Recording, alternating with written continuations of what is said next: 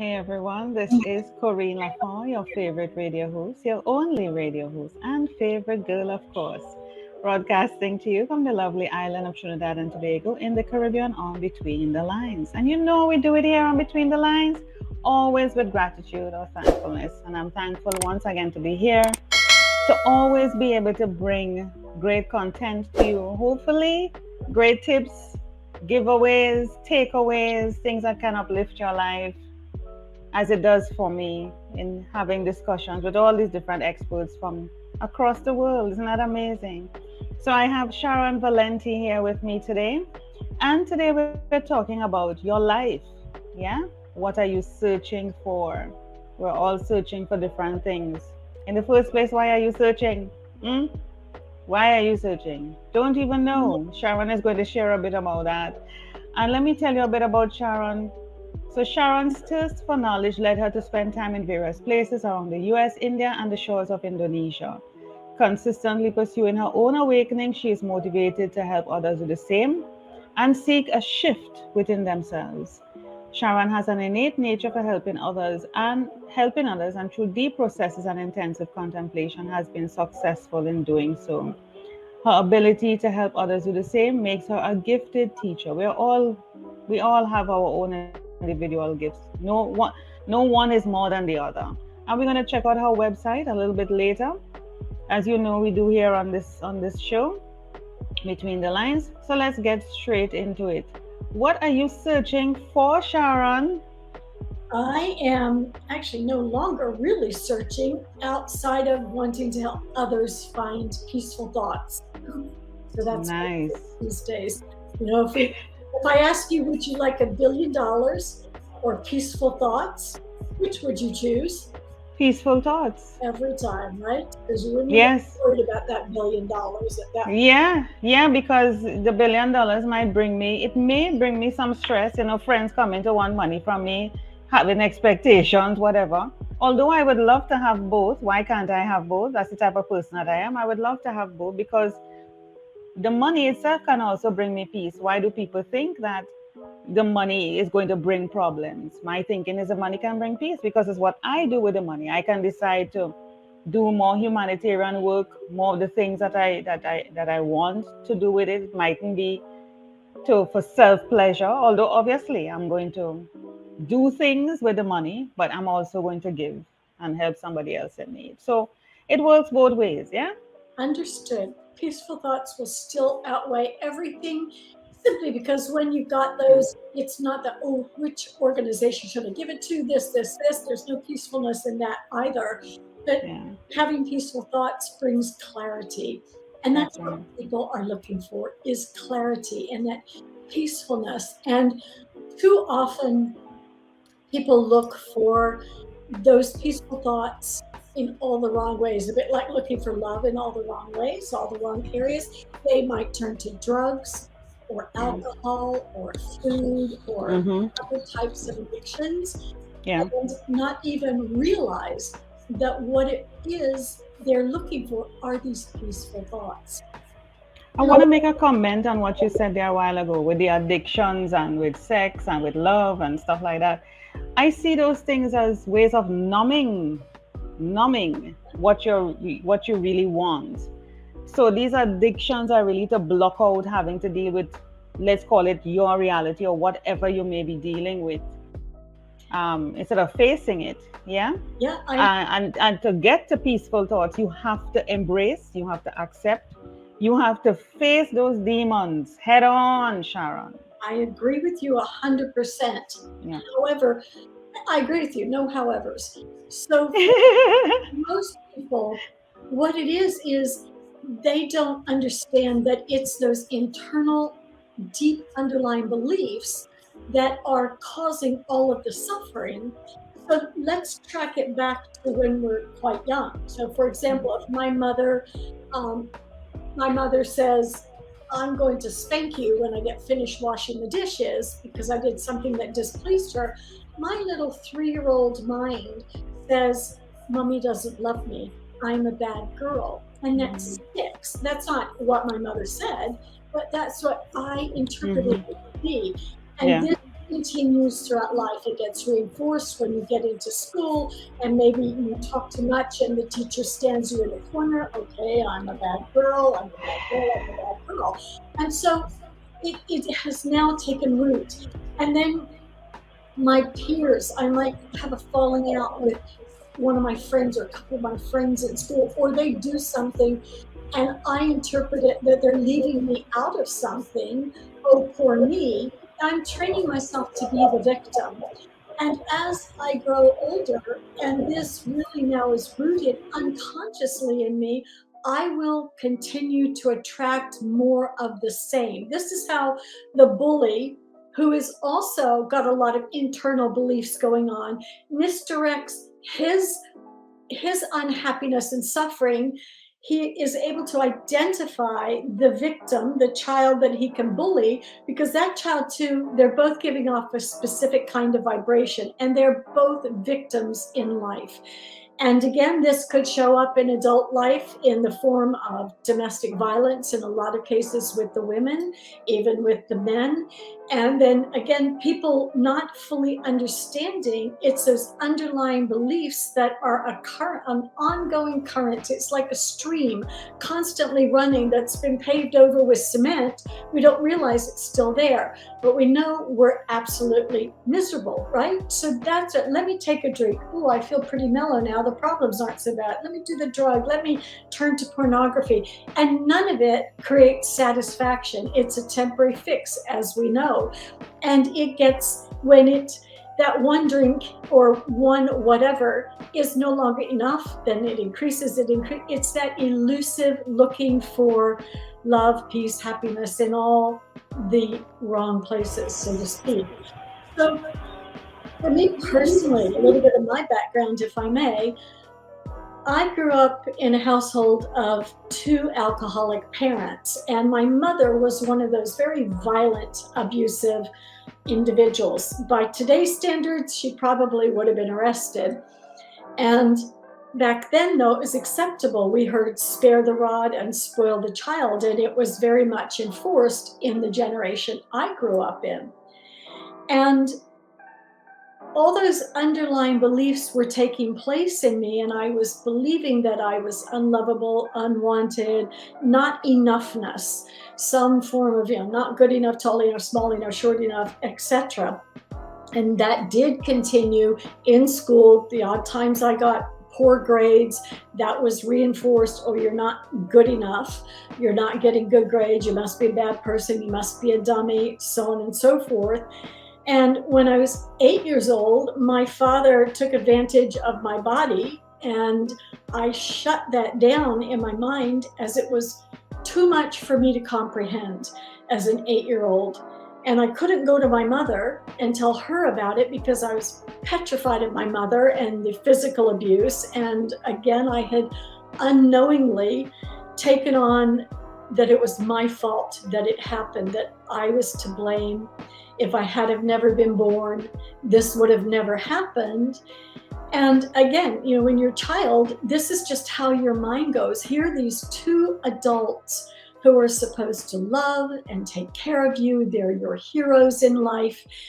And they're doing the very thing to you that they've told you is never supposed to happen to you. So there's a lot of confusion in there too. And many years later, when I was, I think, in my 30s, I had buried that memory and it surfaced again in my 30s. And I really had an opportunity to sit and look at that moment in time and see what had taken place inside of my mind. And it was the effect of like a guillotine came down, and one part of my mind was functioning normally, so to speak, and the other part had shut out this horror.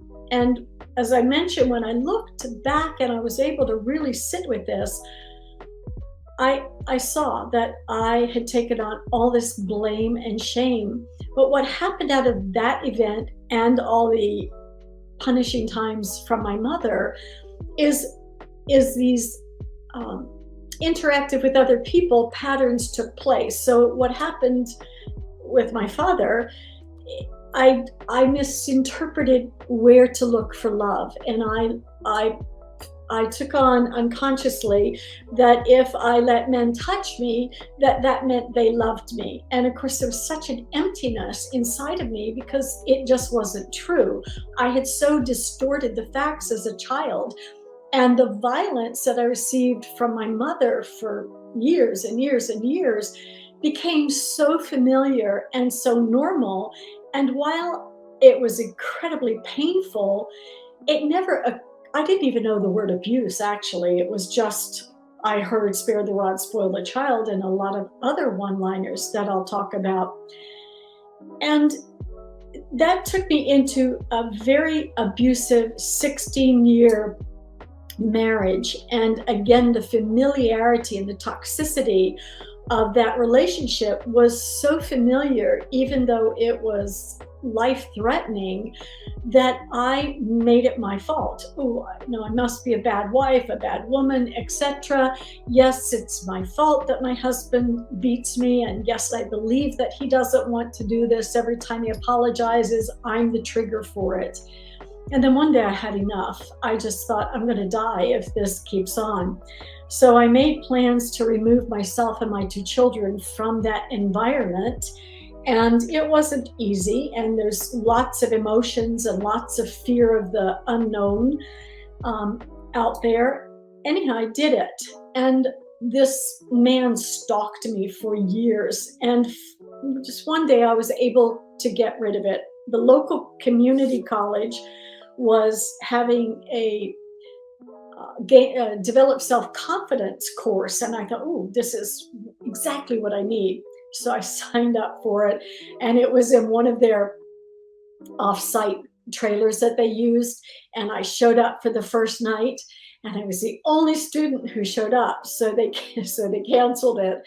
So I wasn't deterred, thank goodness. I was at that right point, right mindset that no matter what, I have to move forward and save myself and save my children to the best of my ability. So I started going to the library and getting every book that I could read, self-help type of book. And I took bits and pieces out of each book and I applied them to my life. I mean, it's pointless to read a self-help book if you're not going to implement what you're reading. And I started listening to things, and I started attending some meetup groups that were more on what I want to call the spiritual level or the law of attraction level. And what started happening was my mindset, my belief system began to change. And then I had I listened to I forget what it's, I know the name is Holosync. I listened to a Holosync program, which is a subliminal program for 12 years.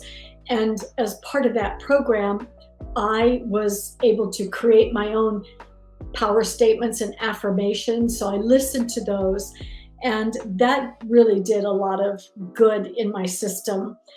And then I went to a particular program that was all about finding those underlying beliefs and questioning whether they're even true.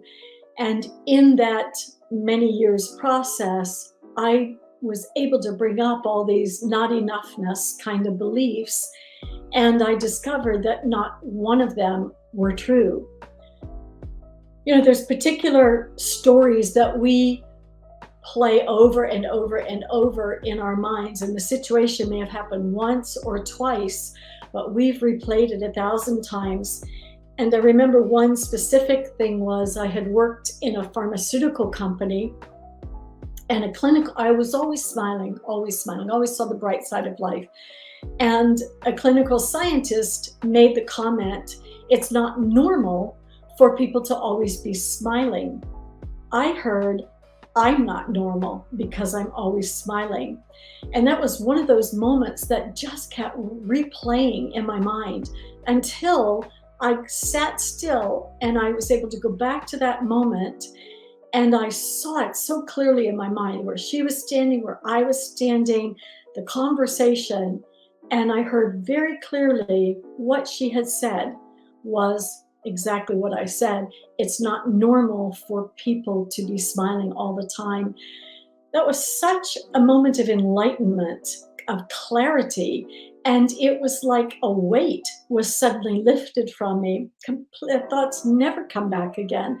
And there have been many moments in life that we all experience like that. One or two things just keep repeating over and over.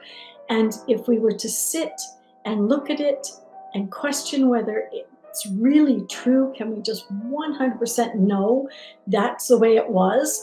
We'll find that it's not so, that it's actually not the other person who has done it to us. It's ourself that's done it. So in that instance, I told myself, I'm not normal because I'm always smiling. And that shut me down from smiling for quite a long time, to the degree that I always did. Anyhow, once I cleared that up, there was such freedom. And that has simply continued as I've looked at all these moments in time where I was suffering at what I thought was somebody else's hand. And I've been able to take it in and sit with it and find that it's not true. I've also learned that there are three kinds of business, and this is an important piece in our lives. There's your business, and there's the divine's business, and there's my business. And the only time we ever get into trouble in our minds is if we're in somebody else's business, whether we're voicing something out loud or whether we're simply thinking of it. And I like to give the example, let's say we're out in a restaurant or out in a mall or just out in general, and we see someone coming towards us and they're wearing something in particular, and we think to ourselves, oh my gosh, what were they thinking when they dressed like that today? And we kind of take it upon ourselves to judge how they should be. And whose business is it how someone else dresses or how I dress or you dress? It's their business how they dress. And we do this all day long. We could be thinking about the day ahead of us and a specific person we're going to encounter, and we get this entire conversation going on in our mind, and it might not be so pleasant. And of course, we're always the winner in our own mental conversation. And by the time we actually see that person, we might have a little blood pressure problem. Now we're all risen up here, and we see that person and they don't understand why we're chilly with them. And it's a shame because they're really the innocent, aren't they? They have no idea that we have had this conversation going on in our mind. And we do this day in, day out, day in, day out.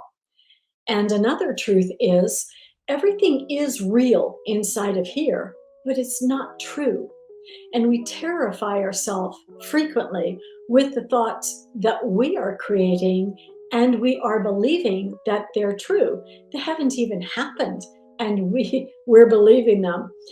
So it's difficult when you understand all of this and you begin to practice being conscious of what you're doing and thinking all day.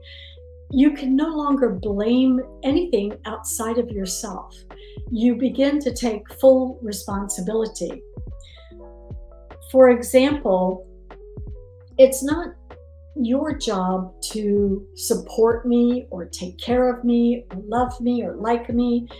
That's my job to do that for myself. I am honestly the only person that knows what that looks like. You could try and guess, you could try and do the best you can, but that's my expectation. And if I were to put that on you, then I put this tremendous burden on you to make me feel good. And it's impossible for you to do that. It's impossible for anyone to do that outside of ourselves. And hopefully there's a big understanding and an aha moment in what I'm saying here. We like to make other people responsible for our well-being, and it's really not fair to them any more than if they blame you for their unhappiness or their misery. We're not responsible for another person. Nor are we responsible for how anyone perceives us. If you think about that, if one of your friends does a Cirque du Soleil act, they actually don't know if you're going to like that and think it's marvelous, or are you going to think they're nuts, right? And it's the same. So many times we are so concerned about what another is thinking of us that we shut down completely. That's what the fear of public speaking is about. We go on a stage, or we think we're going to go on a stage, and we are terrified of what people are going to think of us. We have no control over what they think of us. Just get out there and talk. Say what it is you want to say, and trust everything is going to be fine. And even if it isn't, we still don't have much control over that. If we forget to say something, that's fine. Don't beat yourself up for it. It's a lovely follow up opportunity. Hey, just wanted to reach out and get in touch and let you know this as well. Very easy, but we get ourselves all worked up in our imaginations that something is going to go wrong. If you trip going up on the stage, great. You just show you're a human being, not a robot. It really is that simple. It's just what we create in our minds. Have you ever had that experience, Corinne? You're on mute. Sorry, I forgot I was listening to you so intently. You dropped so many nuggets, across the whole span of life, what people can be going through. And of course, those challenges are not unique to you, although we would like to claim them as if they're unique and make us special. We all go through it. We all go through it in different ways, whether we want to talk about it or not. But one of the things that I want to share as we coming to the end of it is, we are all born to parents. Parents were born to their parents, and so on and so forth. And so we come into this world, including our parents, innocently to parents, depending on them solely, because we can't do anything. We don't have that capability. And I think this is, I just had a moment there just a few seconds ago where this is how the world is meant to be. This is how life is meant to be, where we are given a blank slate, we are placed in the hands of someone, something, and we are influenced by that. And at some point in our lives, we wake up and we realize this is not how I would like it to be or how it is meant to be for me, and we do something about it. But the thing about it is that we have to learn forgiveness. I have learned to forgive because just as how we were innocently born, which is why I mentioned it at the beginning, our parents were innocently born. So when things that they do to us will seem harsh, it would have come from their parents or their exposure. That is what they learn, and people can only show you what they learn. Hurt people hurt people. They don't know any different. This is what they know. And so we have to come to a level in our life that is that a cat? Do we have to come? Yeah, they have to come at a level in our lives where we have to embrace and see that instead of blaming and creating more animosity, vexation, anger, bottling up that inside of us and making us more uglier, older, can't relate to other people, we have to learn to forgive. And we have to talk about these things because a lot of our parents don't want to talk about it either because it brings up hurt for them. Exactly. And so if we don't try to break those cycles, break those generational curses or whatever they may be that's passing down, we will not ever get over it. And you mentioned about marriage and the toxicity and your children and whatever, it passed down. And we have to take it in hand. And I am not married, and I have been thinking more about it lately. When I say more about it, I'm planning to, but in the sense of, do I want to be married? And I know I have things within me that I need to deal with, and we are always a work in progress. But I have come to the conclusion for myself, until God puts that man in front of me and says, Corinne, this is the man for you. He has to tell me that. He has to show me that with that guy. I am not convinced up until this day, October, whatever it is, that a man is in front of me that I should be considering that way. Nobody has come into my space that has convinced me without a doubt that this is what is meant to be. Other than that, I plan to, yes, have interaction. I may have relationships with people, but because I see marriage as a very serious, very, very serious thing, I don't take it lightly at all. And I'm not going into it because that's not my personality for the sake of just saying, ooh, I'm married, or ooh, whatever. No, I am not into that. And to produce children as a result of that, we need to spend time on ourselves. We need to learn who we are. We need to deal with the triggers. We need to heal. We need to mind shift. We need to move away from what we were taught, what has been influencing us to become a better version of ourselves. I want to switch now, Sharon, to your website while you give any final comments. And I want you to help me as I navigate to your website. If there's anything that you wish to focus on, any giveaways, So, anything at all. two things before we delve into my website. For your Mhm. listeners, I call them one-liners. This is a way that you can find what some of your underlying beliefs are. Mhm. We're actually just changing that entire website, Corinne, so I wouldn't even show this. It's going to look different when they get out there.